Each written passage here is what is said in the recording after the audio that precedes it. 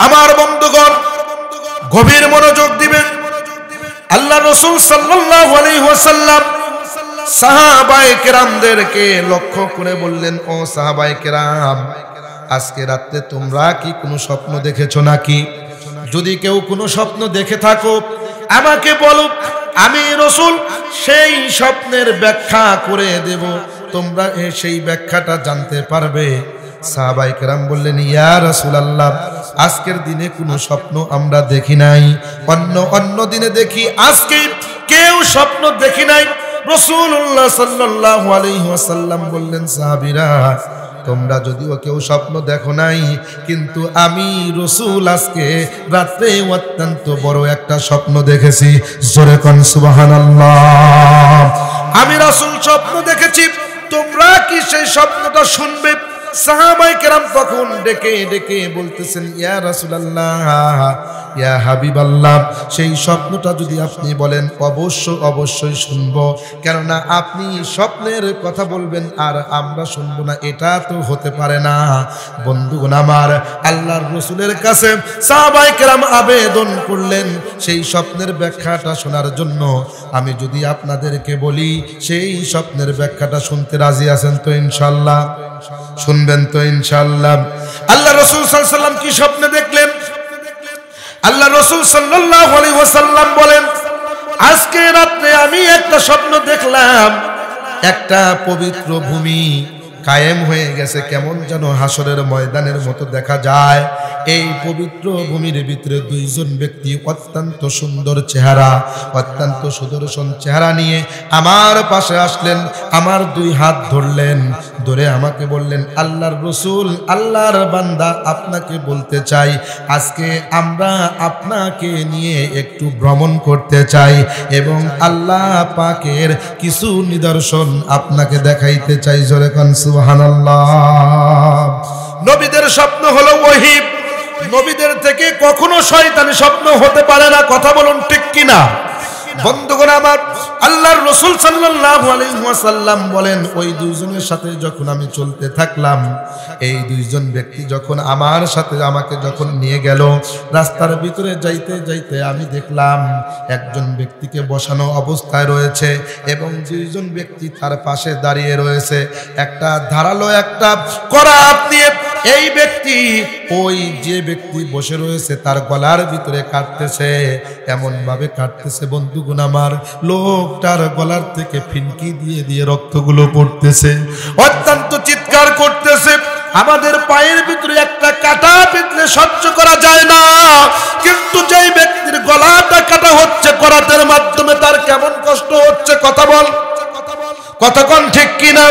ও বন্ধুগণ, একটু গভীরভাবে মনোযোগ দিবেন, একটু লক্ষ্য করবেন। আল্লাহর বান্দার গলাটা এক সাইডে কাটা হচ্ছে। আমাদের দুনিয়ার ভিতরে যদি কাউকে জবাই করা হয়, যখন জবাইটা শেষ হয়ে যায়, কিছুক্ষণ পরে আল্লাহর বান্দা মারা যায়, এরপরে তার তো আর কষ্ট নাই।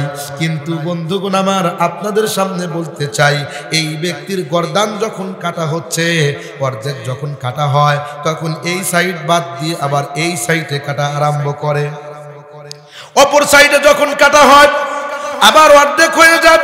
আল্লাহর বান্দা আবার করাত এই সাইডে যখন নিয়ে আসে, দেখে এই সাইডটা ভালো হয়ে গিয়েছে, আবার কাটা শুরু করে।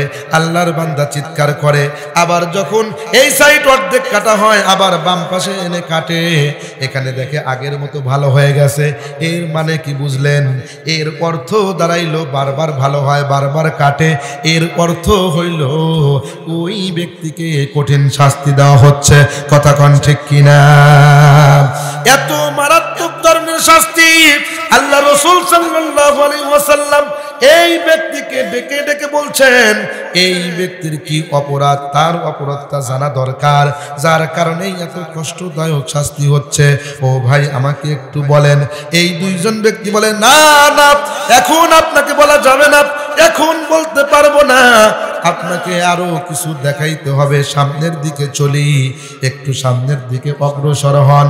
যখন সামনের দিকে যখন অগ্রসর হওয়া হলো, যখন সামনের দিকে চললেন, আল্লাহর বান্দা বলেন, আল্লাহ রাসূল সাল্লাল্লাহু আলাইহি ওয়াসাল্লাম বলেন, আমি যখন আর একটু সামনে গেলাম, যাওয়ার পরে দেখতেছি একজন ব্যক্তি টুপি আছে, শরীরের ভিতরে জুব্বা গায়ে দেওয়া আছে, এই ব্যক্তিটাকে শোয়ানোর অবস্থায় রয়েছে, জমিনের উপরে শোয়ানো অবস্থায় রয়েছে। এই লোকটা জমিনের ভিতরে শোয়ানো অবস্থায় রয়েছে। আল্লাহর বান্দাকে কেমন আচরণ করা হচ্ছে জানেননি? ও বন্ধুগণ, আল্লাহর বান্দাকে কেমন অবস্থায় শাস্তি দেওয়া হচ্ছে? জমিনের ভিতরে শোয়ানো অবস্থায় রয়েছে, জমিনের অবস্থায় শোয়ানো অবস্থায় রয়েছে। আল্লাহর বান্দা জমিনের উপরে যখন শুয়ে রয়েছে, একজন ব্যক্তি মস্ত বড় একটা পাথর যখন নিয়ে আসলো, একটা পাথর যখন নিয়ে আসলো, সেই পাথরটা নিয়ে এসে তার মাথার উপরে মারা হলো। মাথার উপরে পাথরটা যখন মারা হচ্ছে, আল্লাহর বান্দার মাথাটা একদম চূর্ণ বিচূর্ণ ছিন্ন হয়ে যাচ্ছে, মাথার ভিতর থেকে মগজটা বের হয়ে দূরে পড়ে যাচ্ছে, পাথরটা সেখান থেকে ছিটকে দূরে পড়ে যায়। ও বন্ধু, আপনাকে বলি, যদি আপনার মাথার উপরে একটা বড় পাথর দ্বারা যদি আঘাত করা হয়, তাহলে আপনার কেমন একটা অবস্থা হবে, কেমন কষ্ট হবে। যখন মাথার উপরে যখন পাথরটা যখন মারা হলো, আল্লাহর বান্দা চিৎকার দিয়ে দিয়ে কান্না করতেছে, কত ধরনের কষ্ট। এই ব্যক্তি যখন পাথরটা আবার নিয়ে আসলেন, পাথরটা নিয়ে এসে দেখেন মাথাটা চূর্ণ বিচূর্ণ হয়েছিল, কিন্তু এই পাথরটা আনার পরে দেখলেন আগের মতো মাথাটা ভালো হয়ে গেছে, যার কারণে আবার তার মাথার উপরে পাথরটা মারলেন। আল্লাহর রাসূল বলেন, আমি দেখতে পাইলাম মাথার মগজটা আবার ছিন্ন বিচ্ছিন্ন হয়ে গেল। আল্লাহর বান্দা কত কষ্ট করতেছেন। আমি দুইজন ব্যক্তিকে জিজ্ঞাসা করলাম, ও ভাই, এই ব্যক্তির অপরাধ কি? এই ব্যক্তি দুনিয়ার ভিতরে কোন গুনাহ করেছে যার কারণে তার মাথার উপরে এত বড় পাথর দিয়ে মারা হচ্ছে? আমাকে একটু বলেন। দুইজন ব্যক্তি ডাক দিয়ে বলতেছেন, এখনো সময় দেরি আছে, আরো অনেক কিছু আপনাকে দেখাইতে হবে, যার কারণে সামনের দিকে চলেন, পরে বলা হবে। আল্লাহ রাসূল বলেন, আমি যখন সামনের দিকে চলতেছিলাম, দেখতে পাইলাম প্রসেস মিলের ভিতরে বড় একটা ড্রামের ভিতরে যেরকম ভাবে সুতাগুলো প্রসেস করে, এইরকম চুলার মতো দেখা যায়, এইরকম বড় একটা ড্রামের ভিতরে আগুন জ্বালানো হচ্ছে। আগুন এইরকম ভাবে জ্বলতেছে, তার ভিতরে কিছু উলঙ্গ নারী এবং পুরুষকে দেখলাম। কিছু নারী এবং কিছু পুরুষ তারা উলঙ্গ অবস্থায় আগুনের ভিতরে জ্বলতেছে। ও বন্ধু, নারী এবং পুরুষেরা আগুনের ভিতরে উলঙ্গ অবস্থায় জ্বলতেছে। আগুনগুলো একবার উতলিয়ে উতলিয়ে উপর দিকে ওঠে, আবার নিচের দিকে চলে যায়। আল্লাহর বান্দা এবং বান্দি তারা সকলেই ওই চুলার আগুনের ভিতরে একবার উপরে ওঠে, আবার নিচে চলে যায়, চিৎকার দিয়ে দিয়ে কান্না করতেছে। আল্লাহর রাসূল বলেন, আমার তো মনে হচ্ছিল তাদের চিৎকারে আকাশ ভারী হয়ে গিয়েছে, আমার মনে হচ্ছিল যেন আসমানটা ভেঙে পড়ছে, যেন আসমানটা ফেটে যাচ্ছে, এমন ভাবে চিৎকারে চেঁচামেচি করতেছে। আল্লাহ রাসূল সাল্লাল্লাহু আলাইহি ওয়াসাল্লাম বলেন, ওই দুই ব্যক্তিকে জিজ্ঞাসা করলাম, এদের অপরাধ কি? এদের কি গুনাহ দুনিয়ার ভিতরে হয়েছে যার কারণে আগুনের ভিতরে উলঙ্গ অবস্থায় তাদেরকে জ্বালানো হচ্ছে? আল্লাহ রাসূল বলেন, আমি যখন জিজ্ঞাসা করলাম, দুইজন বলে, হুজুর এখনই বলা যাবে না, আর একটু সামনে চলেন, আরো অনেক কিছু দেখানো বাকি আছে, আপনাকে সব কিছু বলা হবে ইনশাআল্লাহ। আল্লাহর রাসূল বলেন, আমি যখন সামনের দিকে যখন অগ্রসর হইলাম, যাইতে যাইতে দেখি একটা নদীর কাছে আমি পৌঁছে গেলাম, কিন্তু দুনিয়ার ভিতরে নদীর ভিতরে আমরা পানি দেখি।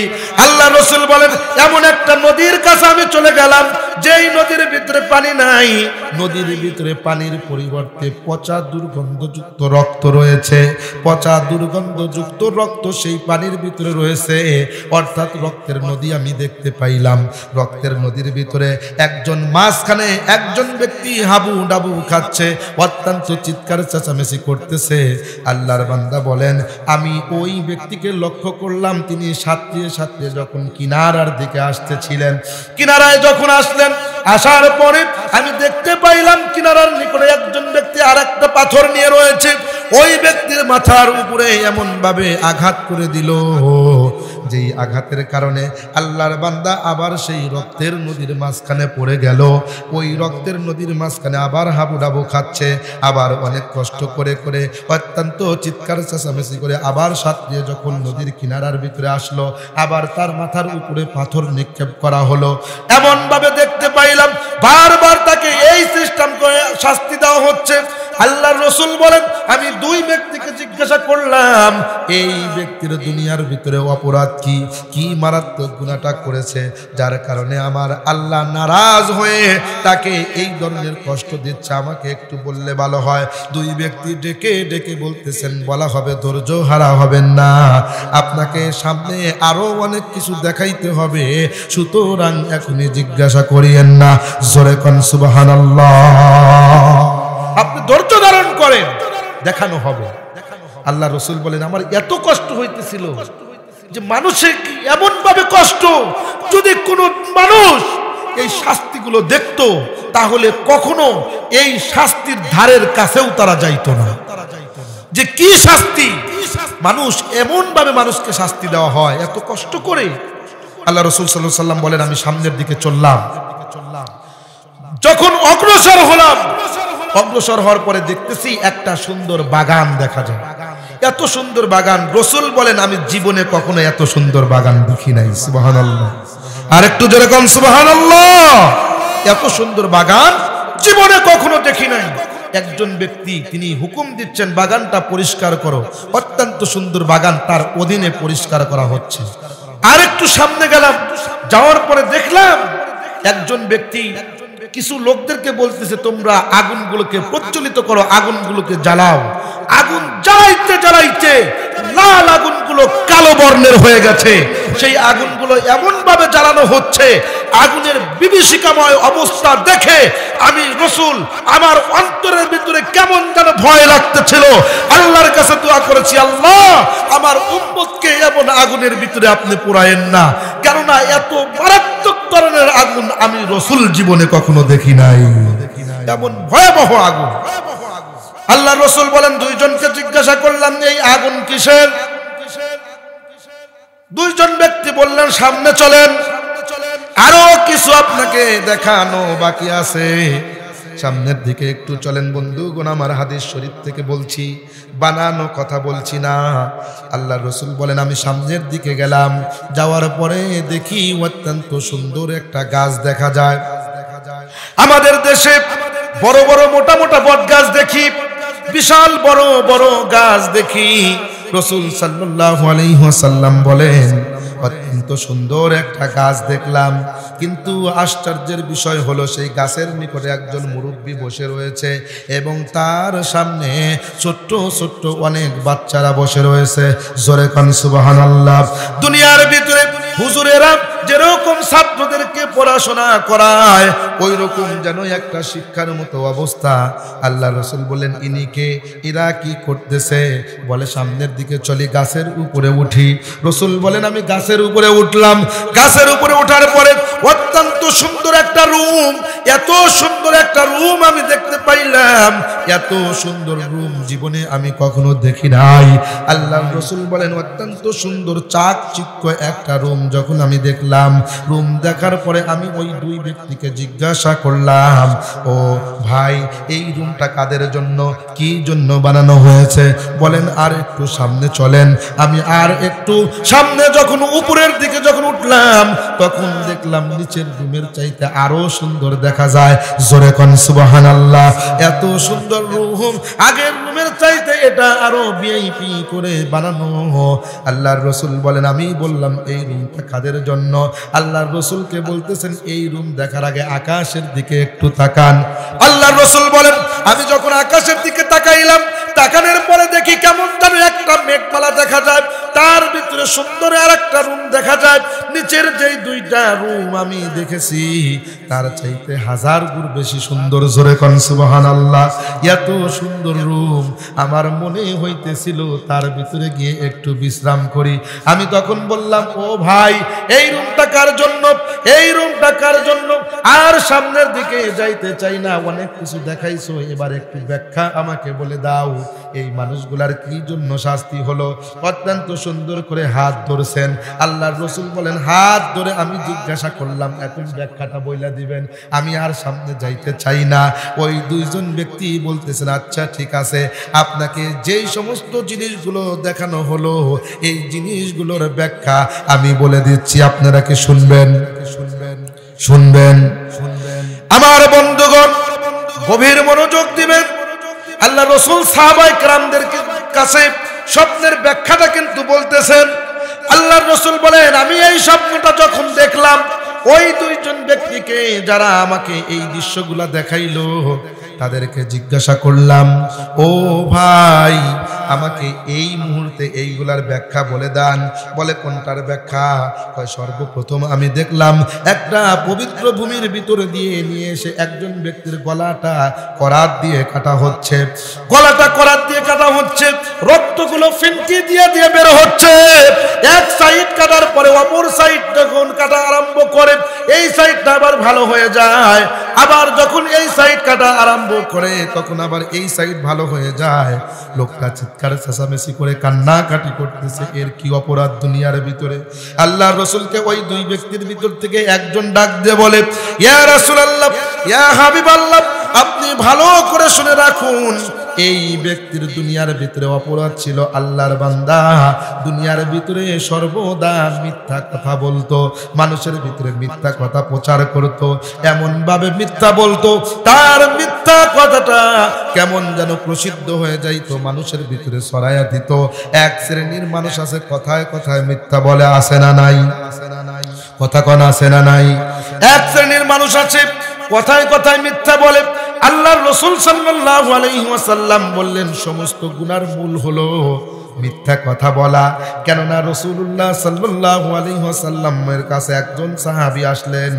আসার পরে বলতেছে, ইয়া রাসূলুল্লাহ, আমি চুরি করি, আমি জিনা করি, আমি ডাকাতি করি, আমি অত্যন্ত অন্য খারাপ কাজ করি, আমি মিথ্যা কথাও বলি। ইয়া রাসূলুল্লাহ, আমি ভালো হইতে চাই, আপনার কাছে বলতে চাই, সবগুলো খারাপ কাজ তো আমি ছাড়তে পারবো না, একটা করে ছাড়বো। সর্বপ্রথম বলবেন কোন কাজটা ছাড়লে পরে আমি ভালো হইতে পারবো? আল্লাহর রাসূল চুরি ছাড়তে বললেন না, জিনা ছাড়তে বললেন না, আল্লাহর রাসূল তাকে ডাকাতি ছাড়তে বললেন না। আল্লাহর রাসূল সাল্লাল্লাহু আলাইহি ওয়াসাল্লাম বললেন, তুমি মিথ্যা কথা বলা ছেড়ে দাও। সুবহানাল্লাহ বলেন।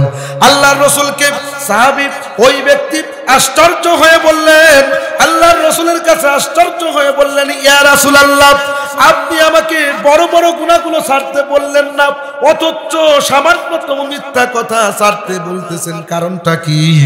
রাসূলুল্লাহ সাল্লাল্লাহু আলাইহি ওয়াসাল্লাম বলেন, এই মিথ্যা ছাড়তে এই জন্য বলেছি, এই মিথ্যাই হলো সমস্ত গুনার মূল। ওই ব্যক্তি বলেন, আমি যখন চলে গেলাম, কিছুদিন পরে আবার চলে আসলাম। আসার পরে রাসূলকে বলতেছেন, ইয়া রাসূলুল্লাহ, আমি চুরিও করি না আর জিনাও করি না। বলে, কি জন্য? বলে, ইয়া রাসূলুল্লাহ, আপনি যখন মিথ্যা কথা ছাড়তে বলেছেন, আমি তখন চিন্তা করলাম, চুরি যদি করতে যাই, মানুষে এসে আমাকে বলে, তুই কি চুরি করছস নাকি? এখন যদি শিকার হই তাহলে মায়ের পড়বে, আর যদি শিকার না হই তাহলে মিথ্যা কথা বলা হবে। আমি তো মিথ্যা কথা বলবো না, যার কারণে আমি চুরি করা বাদ দিয়ে দিয়েছি, এইরকম ভাবে জিনা করা বাদ দিয়ে দিয়েছি। রাসূল বললেন, মিথ্যা কথা যখন তুমি ছেড়ে দিবে, এই মিথ্যা কথা ছাড়ার কারণে আল্লাহ রব্বুল আলামিন তোমাকে অন্য গুনাহ থেকে পবিত্র করে দিবেন। সুবহানাল্লাহ বলেন। অন্যান্য গুনাহ থেকে পবিত্র করে দিবেন। রাসূলুল্লাহ সাল্লাল্লাহু আলাইহি ওয়াসাল্লাম বলেন, মিথ্যা এমন একটা গুনাহ, আয়াতুল মুনাফিকি সালাসুন, ইযা হাদাসা কাযাবা, ওয়া ইযা ওয়াদা আখলাফা, ওয়া ইযা তুমিনা খানা। যখন কোনো ব্যক্তি কথায় কথায় মিথ্যা বলে, আমানত রাখলে খেয়ানত করে, ওয়াদা করলে ওয়াদা ভঙ্গ করে, মনে কইরো তুমি এখন আর মুসলমান নও, তুমি এক নম্বরের মুনাফিক হয়ে গিয়েছো। চিল্লা বলুন কথা ঠিক কিনা? এগুলা মুনাফিকের আলামত। আল্লাহ রাসূলকে বললেন, ইয়া রাসূলুল্লাহ, এই ব্যক্তির যে শাস্তিটা দেখতেছেন, এই ব্যক্তি দুনিয়ার ভিতরে মিথ্যা কথা বলতো, যার কারণে করাত দিয়ে এই ব্যক্তির গর্দান কাটা হচ্ছে, কিয়ামত পর্যন্ত এই ব্যক্তিকে এই শাস্তি দেওয়া হবে। জোরে জোরে কর নাউজুবিল্লাহ। আমার বন্ধুগণ, গভীরভাবে লক্ষ্য করবেন, আল্লাহ রাসূল সাল্লাল্লাহু আলাইহি ওয়াসাল্লাম এইবার ডেকে বলতেছেন দ্বিতীয় নাম্বার ব্যক্তিকে আমরা দেখলাম যে ব্যক্তিকে জমিনের উপরে শোয়ানো রয়েছে, এই জমিনের উপরে শোয়ানো অবস্থায় আল্লাহর বান্দার মাথার উপরে বড় একটা পাথর মারা হচ্ছে। বড় পাথরের কারণে তার মাথাটা চূর্ণ বিচূর্ণ হয়ে যাচ্ছে, মগজটা দূরে গিয়ে ছিটকে পড়ছে, কেমন যেন ছিন্ন বিচ্ছিন্ন হয়ে যাচ্ছে।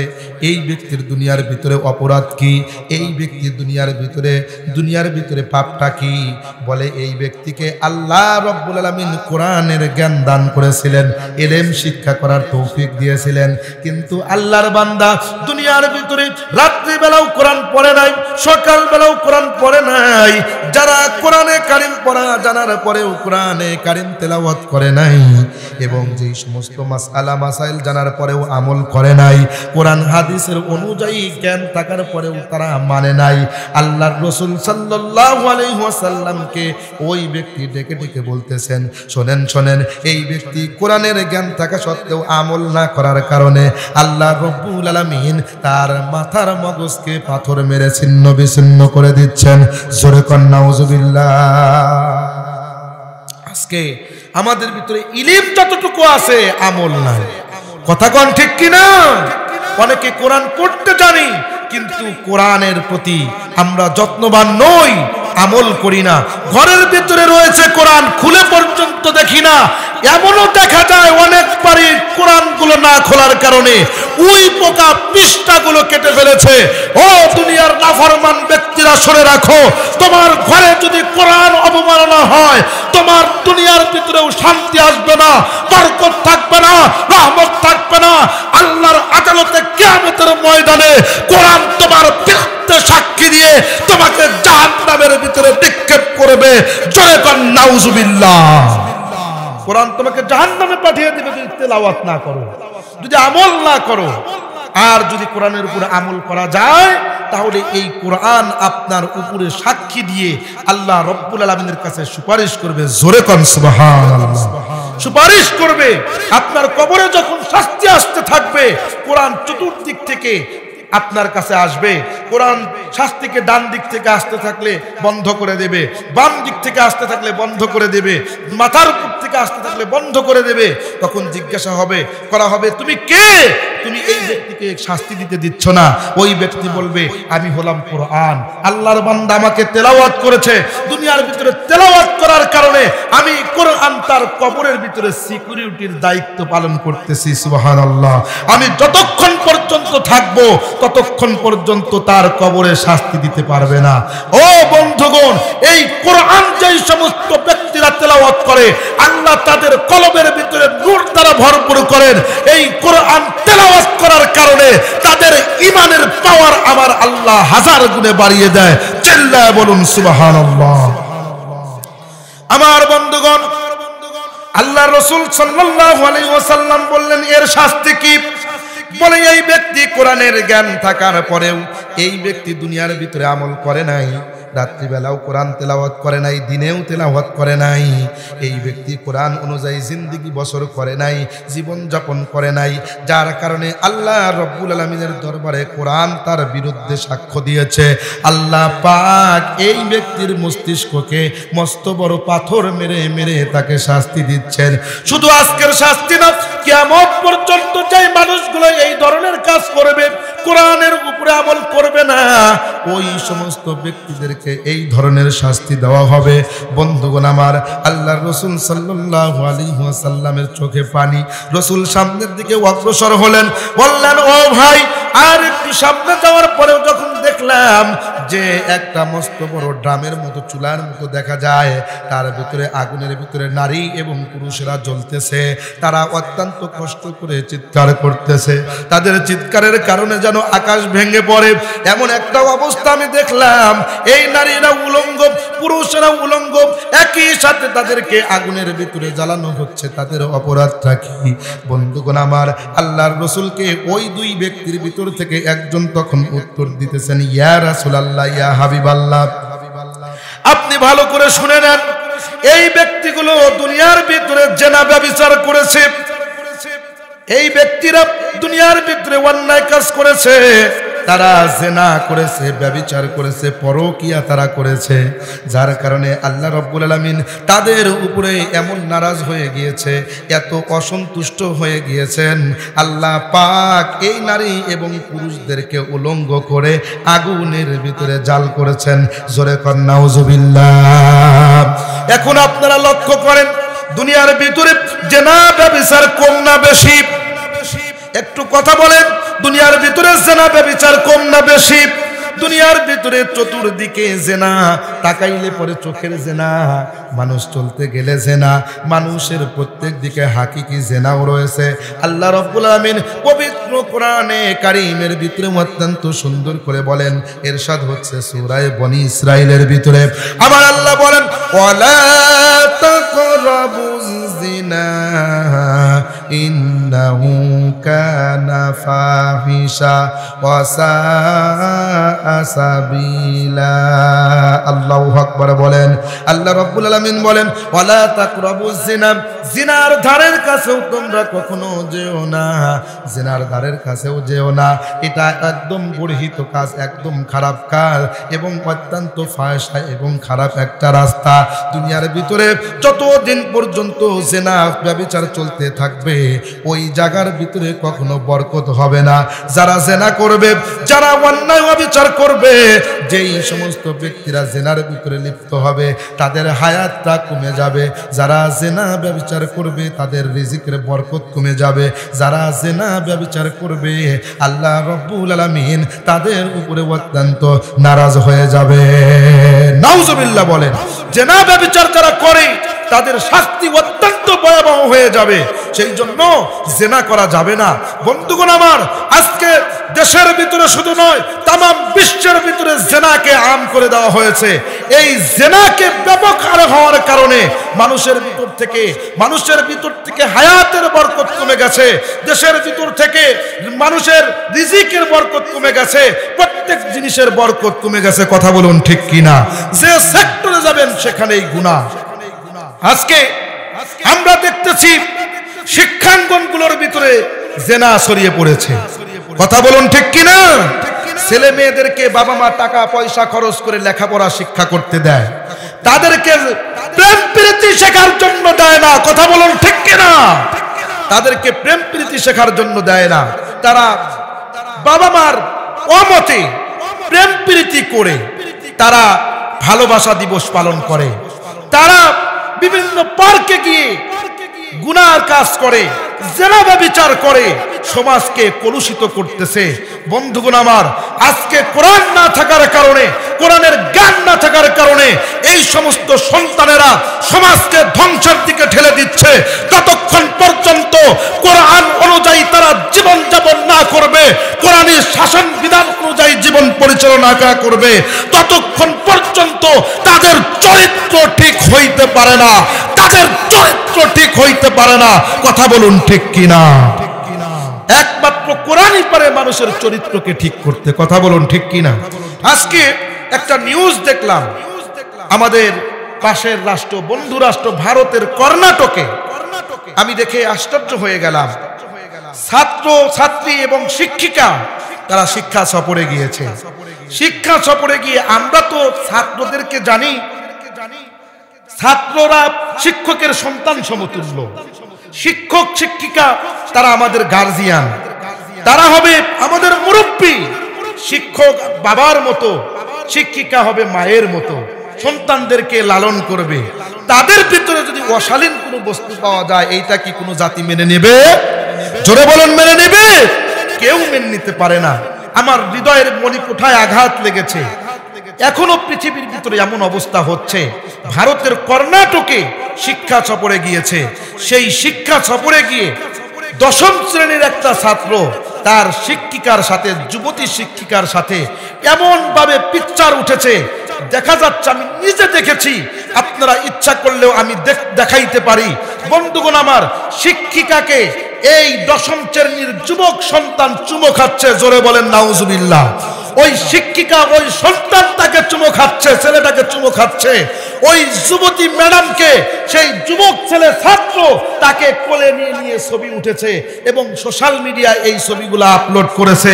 ততক্ষণ পর্যন্ত শিক্ষাঙ্গনকে এই সমস্ত খারাপি থেকে পবিত্র না করা হবে, ততক্ষণ পর্যন্ত পৃথিবীর কোন দেশের ভিতরে শান্তিকে আশা করা যায় না, সমাজকে সুশীল সমাজ দাবি করা যায় না। কথা বলুন ঠিক কি না?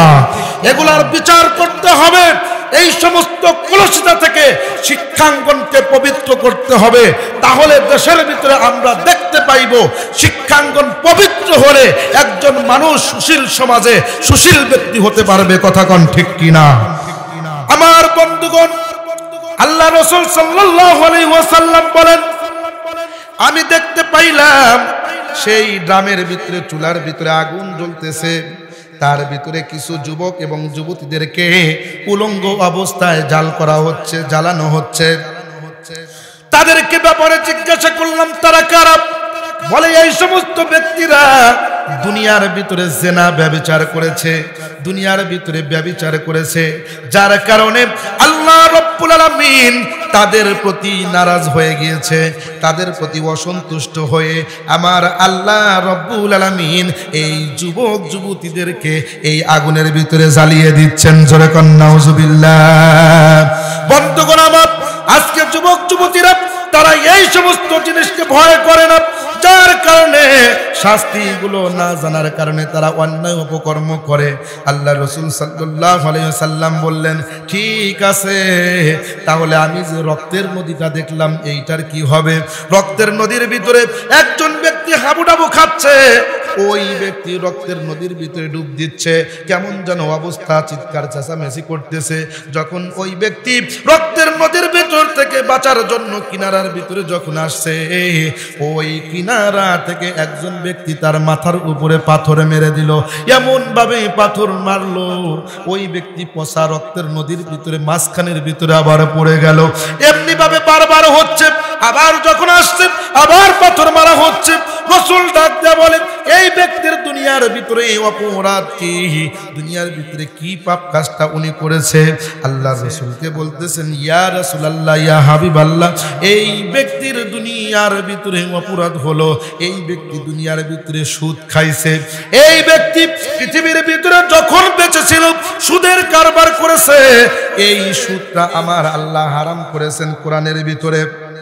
বন্ধুগণ আমার, যেই জিনিসটা আমার আল্লাহ নিষেধ করেছেন, এই সুদের কারবার করার কারণে, সুদের কারবার করার কারণে আমার আল্লাহ রাব্বুল আলামিন এই ব্যক্তিকে এমন শাস্তি দিচ্ছেন। জোরে কোন নাউজুবিল্লাহ। আমার আল্লাহ রাব্বুল আলামিন অত্যন্ত সুন্দর করে পবিত্র কোরআনে কারিমের ভিতরে বলতেছেন, ওয়া আহাল্লাল্লাহুল বাইআ ওয়া হাররামার রিবা। আল্লাহ রাব্বুল আলামিন বলেন, আমি আল্লাহ তোমাদের উপরে ব্যবসাকে হালাল করেছি এবং সুদকে তোমাদের জন্য হারাম করেছি। সুদের দ্বারের কাছেও যায় না, সুদের দ্বারের কাছেও যায় না। দুইটা গুনাহ যদি কোনো সমাজের ভিতরে চলতে থাকে, কোনো দেশের ভিতরে চলতে থাকে, ওই দেশের ভিতরে শুধুমাত্র দুয়ার দ্বারায় কাজ হবে না, দাওয়া না করলে। দুইটা গুনাহ যতক্ষণ পর্যন্ত বন্ধ না করবেন ততক্ষণ পর্যন্ত এই শাস্তিটা আসবে। শাস্তিটা হলো যখন কোন সমাজের ভিতরে সুদ এবং জেনা ব্যভিচার চলবে, যতক্ষণ পর্যন্ত এই জেনা এবং সুদের কারবারগুলো চলবে, আমার আল্লাহ রাব্বুল আলামিন আযাবের গেট এবং দরজাগুলো খুলে দিবেন। জোরে কোন নাউজুবিল্লাহ। আমার ভাইরা, গভীর মনোযোগ দিয়ে শুনবেন। আল্লাহর রাসূল সাল্লাল্লাহু আলাইহি ওয়াসাল্লাম বলেন, এর শাস্তিটা কি? বলে, এই ব্যক্তি দুনিয়ার ভিতরে সুদের কারবার করত, সুদ দিত এবং সুদ নিত। মুসলিম শরীফের হাদিস। আল্লাহর রাসূল সাল্লাল্লাহু আলাইহি ওয়াসাল্লাম বলেন, যেই ব্যক্তি সুদ দেয়, যেই ব্যক্তি সুদ নেয়, যে ব্যক্তি সুদ লেখে, যে ব্যক্তি সুদের সাক্ষী থাকে, এই সমস্ত ব্যক্তিদের উপরে আমার আল্লাহ লানত দেন, আমার আল্লাহ রাব্বুল আলামিন অভিশাপ দেন। ও বন্ধু, যাদের উপরে আমার আল্লাহ অভিশাপ দেন, দুনিয়ার কোনো শক্তি তাদেরকে সফল কাম করতে পারবে না। জোরে কোন ঠিক কিনা? দুনিয়ার কোনো শক্তি তাদেরকে সফলতার দরজা দেখাইতে পারবেন না। সফল যিনি করবেন, জবানটা খুলে বলুন তিনি কে? আর একটু জোরে বলুন তিনি কে?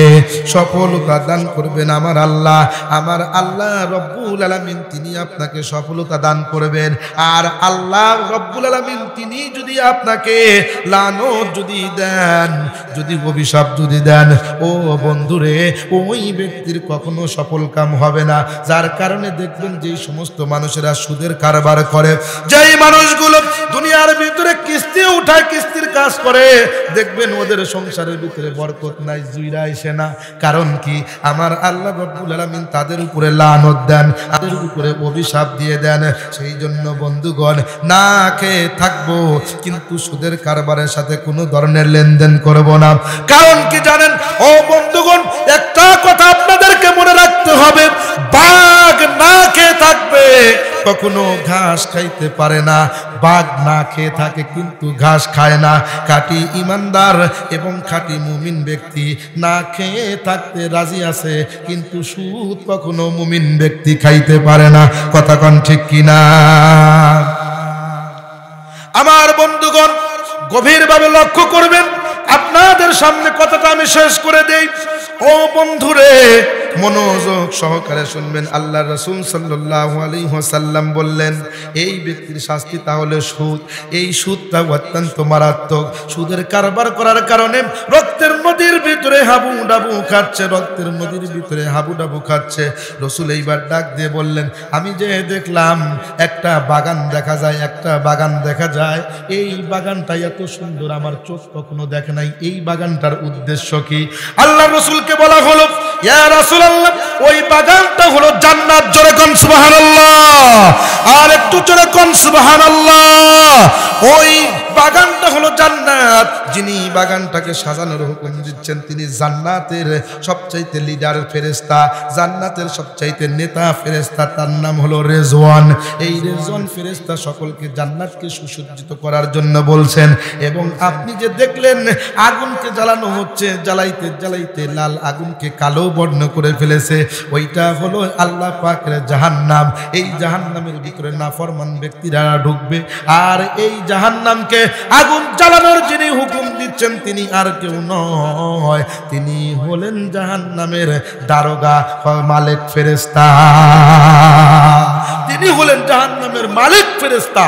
তিনি জাহান্নামকে প্রজ্বলিত করতেছেন বেঈমান বেদিনদেরকে শাস্তি দেওয়ার জন্য, গুনাহগার বান্দাদেরকে এর ভিতরে আনার জন্য। আল্লাহ রাসূল সাল্লাল্লাহু আলাইহি ওয়াসাল্লাম অত্যন্ত সুন্দর করে এইবার বললেন, মুরব্বিকে যে দেখলাম গাছের নিচে রয়েছে, এই মুরব্বিটাকে বলে, এই মুরব্বি আর কেউ নয়, এই মুরব্বি হলেন জাতির পিতা হযরতে ইব্রাহিম আলাইহিস সালাম। জাতির পিতা ইব্রাহিম আলাইহিস সালাম গাছের নিচে তিনি কি করতেছেন? তার সামনে অনেকগুলো বাচ্চাদেরকে দেখলাম। আর তিনি বলতেছেন, জাতির পিতার সামনে যেই বাচ্চাগুলো দেখলেন, এই বাচ্চাগুলো কারা জানেননি?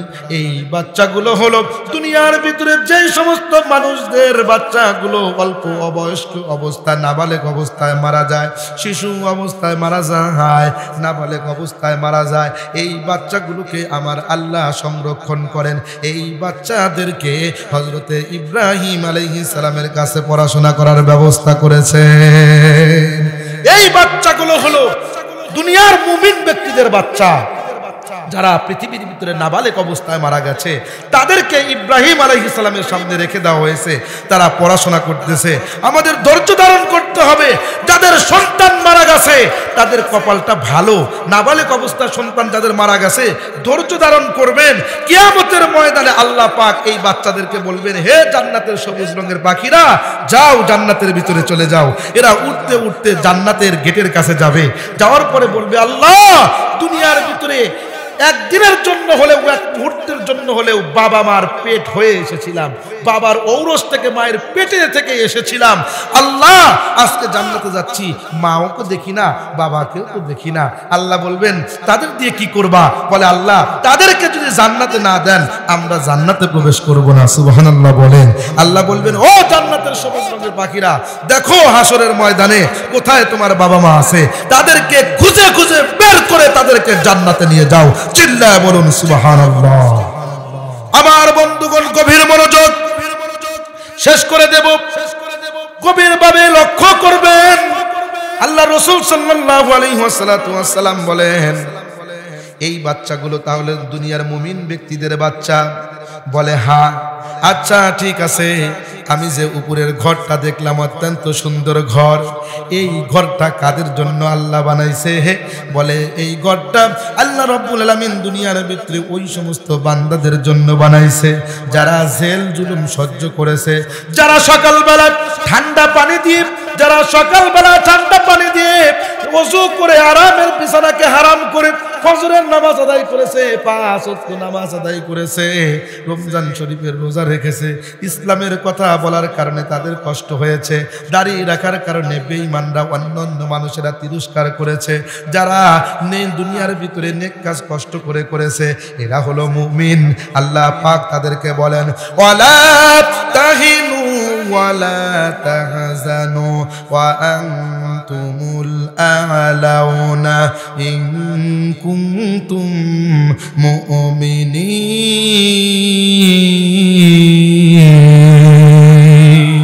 আল্লাহ রাব্বুল আলামিন বলেন, দুনিয়ার ভিতরে যারা মুমিন ছিল, এই মুমিন বান্দারা দুনিয়ার মধ্যে কষ্ট করেছে, তাদের জন্য আমি আল্লাহ এত সুন্দর একটা বাড়ি বানাইছি, ঘর বানাইছি। দুনিয়ার মুমিনদেরকে আমি আল্লাহ ইমানদার বান্দাদেরকে এই জায়গার ভিতরে ঠাই দেব। ও বন্ধু, আল্লাহর রাসূল বলেন, সংক্ষেপে নিয়ে আসতেছি, আল্লাহর রাসূল বলেন, আমি যখন আর একটু উপরের কথা বললাম, তারপরের রুমটা যে দেখলাম এটার চাইতে আরো ভিআইপি। সেই রুমটা কাদের জন্য বানাইছে? আল্লাহর রাসূলকে ডাক দিয়ে বলতেছেন, এই রুমটা অন্য কোনো ব্যক্তির জন্য বানানো হয় নাই, সাধারণ ব্যক্তিদের জন্য বানানো হয় নাই। এই রুমটা হলো আল্লাহ রাব্বুল আলামিনের মনোনীত বান্দা, আল্লাহ রাব্বুল আলামিনের নবীদের জন্য বানাইছে। জোরে কোন সুবহানাল্লাহ। আল্লাহ রাসূল বললেন, ঠিক আছে, আকাশের উপরে মেঘমালার ভিতরে একটা সুন্দর ঘর দেখলাম, যেটার চাইতে কোনো সুন্দর ঘর হয় না। ওই ঘরটা কার জন্য বানানো হয়েছে? বন্ধুগণ আমার, আল্লাহ রাসূলকে এইবার ডেকে ডেকে বলতেছেন, ওই ঘরটা আর কারো নয়, ওই ঘরটা আল্লাহ রাব্বুল আলামিনের সবচাইতে প্রিয় বান্দার।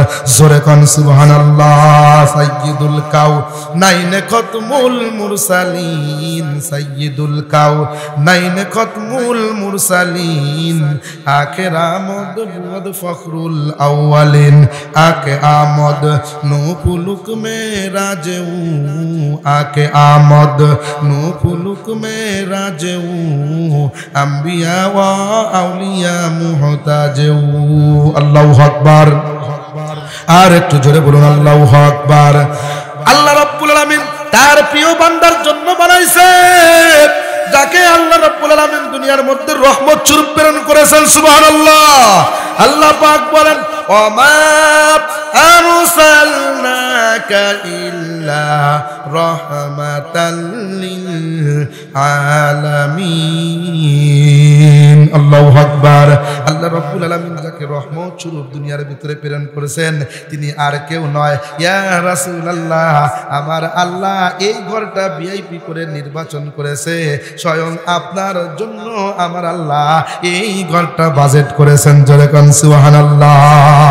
আমার নবী ডাক দিয়া কয়, তাহলে ঘরটা একটু দেখতে হয়, আমাকে একটু দেখাও, এই ঘরটা আমি একটু দেখতে চাই। আল্লাহর রাসূলকে ডাক দিয়ে বলতেছেন, এই ঘরটা এই মুহূর্তে আপনি দেখতে পারবেন না, কেননা আপনি এখনো দুনিয়ার ভিতরে জীবিত আছেন, আপনার হায়াত আছে।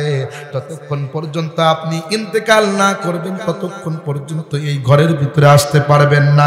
আপনার হায়াত যখন শেষ হয়ে যাবে, ওই সময় এই ঘরের ভিতরে আপনি আসতে পারবেন। আল্লাহর রাসূল সাল্লাল্লাহু আলাইহি ওয়াসাল্লাম ডেকে ডেকে বলতেছেন, শোনো শোনো, এই ঘরের ভিতরে আমি এমনি এমনি আসবো না, যতক্ষণ পর্যন্ত আমার গুনাহগার উম্মতদেরকে হাসরের ময়দানে, যতক্ষণ পর্যন্ত গুনাহগার উম্মতদেরকে মাফ না করবে, যতক্ষণ পর্যন্ত গুনাহগার উম্মতেরা মাফ না পেয়ে জান্নাতে প্রবেশ না করবে, ততক্ষণ পর্যন্ত আমি রাসূল এই ঘরে প্রবেশ করব না। জোরে কোন সুবহানাল্লাহ। এইবার রাসূল ডাক দিয়ে বললেন, শেষ কথা রাসূল ডেকে ডেকে বলতেছেন, ও দুই সাথী, তোমরা যে আমাকে নিয়ে আসলা, তোমাদেরকে ধরেই রয়েছি, বলো তোমাদের পরিচয়টা কি? তোমরা দুইজনকে ডান সাইডে যাকে ধরেছেন উনি বলতেছেন, আমাকে কি চেনেন না?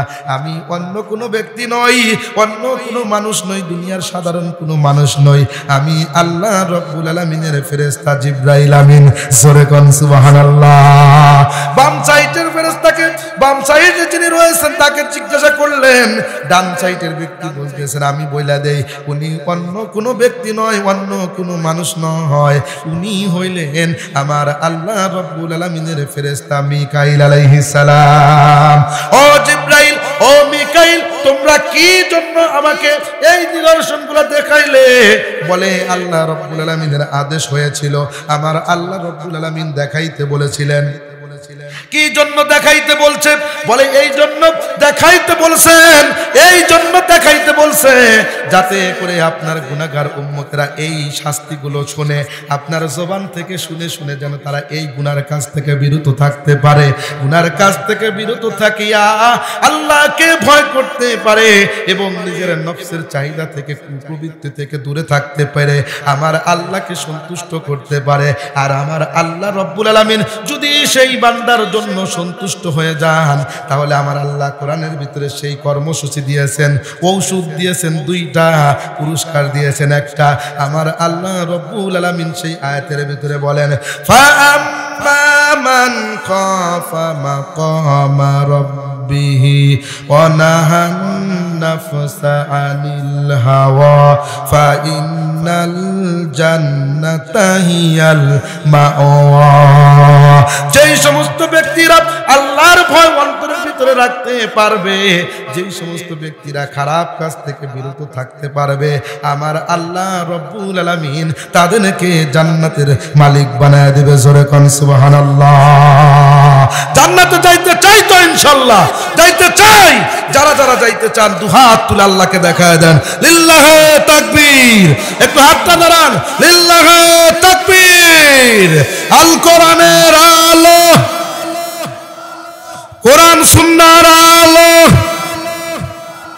লিল্লাহে তাকবীর।